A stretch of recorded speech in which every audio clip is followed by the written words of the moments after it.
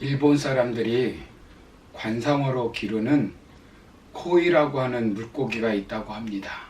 이 비단 잉어는 삶이 아주 독특하다고 합니다. 작은 어항에 두면 5에서 8cm 자란다고 하는데요. 커다란 수족관에 넣으면 15에서 25cm까지 자라지만 강물에 넣어두면 90에서 120cm까지 자란다고 합니다. 사는 환경이 자신의 몸 크기를 결정하는 것입니다. 사랑하는 성도 여러분, 사람도 믿음의 크기에 따라 인생이 달라집니다. 우리는 예수님을 만나 예수님을 우리의 구주로 고백하고 예수님이 나의 주인이라는 사실을 믿고 사는 사람들입니다. 어차피 신앙생활하는 것, 큰 믿음을 가지고 예수님께 인정받는 믿음의 삶이 되었으면 좋겠습니다.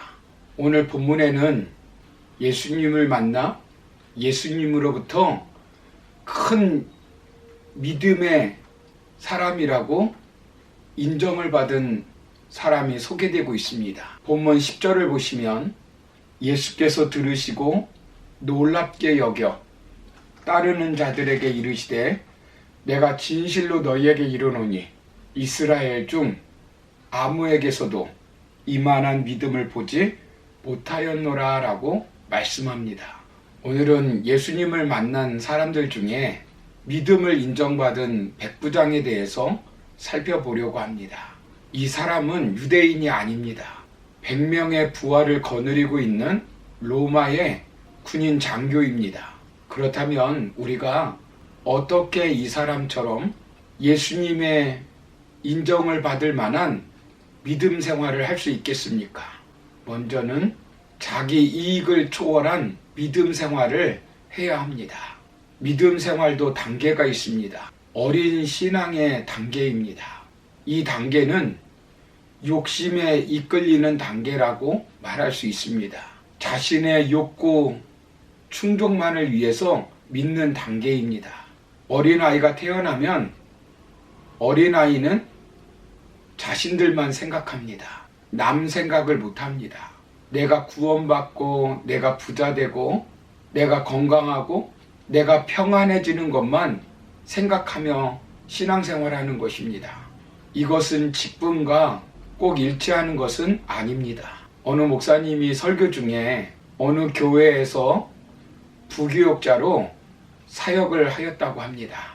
그때 그 교회에는 부교육자들이 많이 사역을 하고 있었다고 합니다. 그런데 한 분 목사님이 아주 이기적인 목사님이 있었다고 합니다. 다른 교육자들도 많은데 오징어를 혼자 구워서 먹고 있었다고 합니다. 그런데 그 목사님이 화장실에 간 사이에 다른 부교육자 목사님이 그 오징어를 먹었다고 합니다. 그 목사님이 화장실에 다녀와서 누가 자기 오징어 먹었느냐고 노발대발하는 모습을 보았다고 합니다. 여러분, 예수님을 믿으면서도 자신을 뛰어넘지 못하고 자신의 욕심에 갇혀있는 믿음의 사람들이 얼마나 많은지 모릅니다. 내 출세, 내 건강, 내 명예, 내 지식, 조금 나아지면 내 가족이 잘 되고 내 아들이 출세해야 되고 내 남편이, 내 아내가, 내 일가 친척이 부자 되는 것을 바라며 그것으로 만족하는 믿음의 그릇을 가지고 사는 사람들이 있습니다. 이런 믿음은 사람도 감동시키지 못하고 예수님도 감동시킬 수가 없습니다. 예수님을 감동시킨 백부장의 믿음을 보십시오. 백부장은 어떤 믿음입니까? 본문 6절을 보시면 이르되 주여 내 하인이 중풍병으로 집에 누워 몹시 괴로워하나이다 라고 말씀합니다. 자신의 하인이 병들어서 예수님께 고쳐달라고 온 것입니다.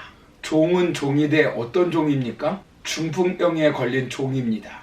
일명 뇌졸중입니다. 당시 뇌졸중은 나을 수 있는 병이 아닙니다. 그래서 누가복음 7장 2절을 보시면 죽을 병이라 라고 기록하고 있습니다. 그렇다고 바로 죽는 병도 아닙니다. 본문 6절을 보시면 집에 누워 몹시 괴로워한다 라고 말씀하고 있습니다. 그 당시 종이란 살아있는 도구에 불과했습니다. 병들어 다른 사람에게 피해를 주고 있는 종입니다. 노예가 고통을 당하든지 아니면 죽음에 처해 있든지 주인에게는 전혀 문제가 될 수 없습니다. 히랍의 철학자 아리스토텔레스는 그의 책 윤리학에서 종에 대해서 이렇게 말합니다. 생명이 없는 물건에 대해서는 우정도 정의도 있을 수 없다. 실로 말이나 소에게도 그러하며 노예를 향해서도 우정이나 정의는 있을 수 없다. 주인과 노예는 아무런 관계도 없다. 도구가 생명이 없는 노예인 것과 똑같이 노예는 살아있는 도구다. 아리스토텔레스처럼 예수님 당시 노예는 물건으로 취급하였습니다. 백부장에게는 자기 자식도 자기 민족도 자신에게 유익한 사람도 자신과 같은 신분의 사람도 아닙니다. 그런데 백부장은 그 종을 살리기 위해서 종의 마음이 되어 친히 예수님께 달려온 것입니다. 6절에 나오는 하인이라고 하는 말은 헬라어로 파이스라고 하는 말로 기록하고 있습니다. 이 말은 일반적으로 아들이라고 하는 뜻입니다. 그래서 어떤 사람들은 여기 나오는 하인이 백부장의 아들이라고 말하는 사람도 있습니다. 그러나 마가복음 7장 2절에 보시면 사랑하는 종이 병들어 죽게 되었나니라고 기록하고 있습니다. 여기서 종이라고 하는 단어는 헬라어로 둘로스라고 하는 단어를 사용하고 있습니다. 이 말은 종이라고 하는 뜻입니다. 즉 백부장이 아들처럼 사랑하는 종이었다는 것입니다. 종의 형편을 자세히 알고 있는 것입니다. 종의 아픔을 자신의 아픔으로 받아들이고 있는 것입니다. 누가복음 7장 5절의 이하의 말씀을 보면 유대 장로들이 이 사람을 평가하기를 저가 우리 민족을 사랑하고 또한 우리를 위하여 회당을 지었나이다 라고 말하고 있습니다.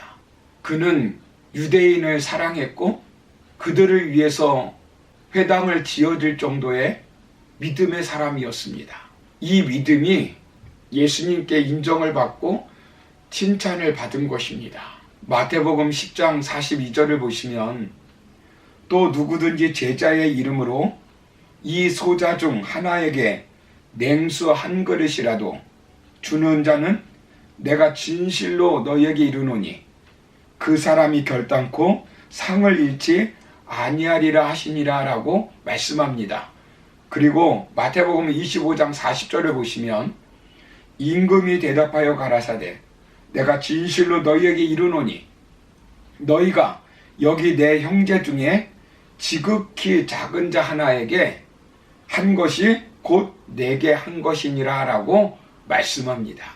사랑하는 성도 여러분, 백부장은 자신의 이기심, 자신의 욕심을 초월하여 죽어가는 고통받는 사람, 자신이 필요로 하는 사람에게 관심을 갖는 그런 믿음의 사람이었습니다.